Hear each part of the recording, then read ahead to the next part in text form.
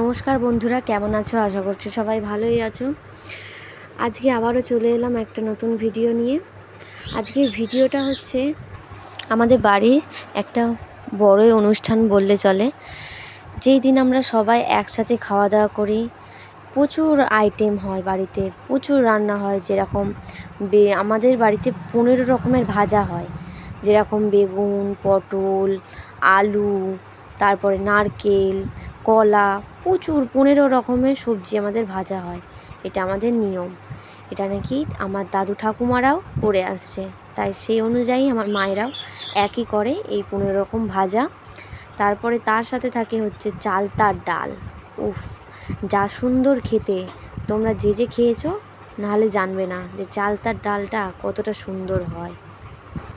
তারপরে এখানে দেখো, আমারই এক পিসি বসে বসে এখানে চালতাগুলোকে মানে শিলনোড়া দিয়ে পিষে দিচ্ছিল, কারণ চালতা প্রচুর ল্যালল্যালে হয়, তো তার জন্য এখানে কাপড় ব্যবহার করছিল যাতে চালতাটাকে ভালোভাবে পেষা যায়।